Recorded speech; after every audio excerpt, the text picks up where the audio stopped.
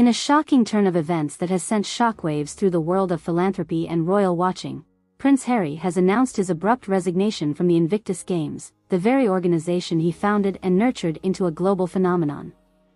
The Duke of Sussex's decision, delivered in a seething outburst laced with anger and bitterness, has left many questioning the future of the beloved event and the motives behind Harry's explosive departure. The news broke late last night, as a hastily arranged press conference was called at the Invictus Games Foundation's headquarters in London. Reporters and media personnel from around the world gathered, buzzing with speculation about the nature of the announcement, but nothing could have prepared them for the bombshell that was about to be dropped. As Prince Harry took the podium, his face was etched with a mixture of fury and anguish, his eyes burning with an intensity rarely seen in public. Without preamble or pleasantries, he launched into a blistering tirade that laid bare the depths of his disillusionment and betrayal. After years of dedication, sacrifice, and unwavering commitment to the Invictus Games, I have come to the painful realization that my efforts are no longer wanted or appreciated, Harry declared, his voice trembling with emotion. It is with a heavy heart that I announce my immediate resignation from the organization, effective immediately. The stunned silence that followed was deafening, as reporters scrambled to process the weight of Harry's words. For many, the Invictus Games had become a beacon of hope and resilience, an event that celebrated the indomitable spirit of wounded, injured, and sick servicemen and women from around the world. To hear its founder, the driving force behind its creation and success, so unceremoniously abandon it was nothing short of a seismic shock. As questions began to pour in, Harry's demeanor grew increasingly agitated, his frustration boiling over in a torrent of accusations and recriminations. For years, I have poured my heart and soul into this endeavor, sacrificing countless hours and personal resources to make the Invictus Games a reality, he fumed. But it has become abundantly clear that my efforts are no longer valued or respected by those who should have been my staunchest allies. The target of Harry's ire soon became apparent, as he leveled a scathing attack against the very institution he was born into, the British royal family. The contempt and disdain with which the palace has treated the Invictus Games is nothing short of disgraceful, he thundered. Despite the overwhelming success and global impact of this event, they have consistently undermined and obstructed my efforts, treating my passion project as little more than a distraction or a passing fancy. Harry went on to recount numerous instances where he claimed the royal establishment had actively worked against him, from denying funding and resources to outright sabotage and character assassination. They don't want me to succeed, they never have, he declared bitterly. The Invictus Games represented a threat to their antiquated way of thinking, a challenge to their rigid adherence to tradition and protocol. And for that, they sought to destroy it from within.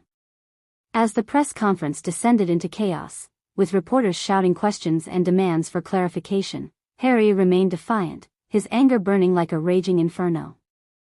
I gave everything I had to the Invictus Games, and in return, I received nothing but contempt and betrayal, he seethed. Well, if they don't want me anymore, so be it. I'm done playing by their rules, done being a pawn in their twisted game of power and control. With those final, scathing words, Harry stormed off the stage, leaving a trail of stunned silence and unanswered questions in his wake. The fallout from his explosive departure was swift and unforgiving, as the world struggled to make sense of this seismic event. Supporters of the Duke rallied to his defense, praising his courage and conviction in standing up to what they perceived as a corrupt and stifling system. Social media was ablaze with messages of solidarity, with many lauding Harry's decision to prioritize his principles over the demands of an institution they viewed as outdated and oppressive. Prince Harry has shown true bravery and integrity in walking away from the Invictus Games, wrote one ardent supporter on Twitter. The royal family's treatment of him and his passion project is nothing short of shameful, and he was right to refuse to be a part of their toxic environment any longer. However, not everyone shared this sentiment, with critics accusing Harry of petulance and ingratitude, lambasting his decision to abandon the very event that had become a symbol of hope and resilience for so many. This is a selfish and childish act that betrays the very values the Invictus Games was founded upon, wrote one scathing op-ed in a prominent British newspaper. Prince Harry has chosen to put his personal grievances ahead of the needs of the men and women who have sacrificed so much for their countries, and in doing so, he has tarnished the legacy of this incredible event. As the dust settled on this seismic turn of events, the future of the Invictus Games remained shrouded in uncertainty. With its founder and driving force now gone, questions swirled about whether the event could survive without Harry's passion and leadership. Some remained optimistic, believing that the Games had taken on a life of their own and would continue to thrive, powered by the unwavering spirit of the competitors and the support of the global community. Others, however, feared that without Harry's guiding hand, the event would eventually wither and fade, a tragic casualty of personal conflicts and institutional politics. For Prince Harry himself, the road ahead was equally unclear.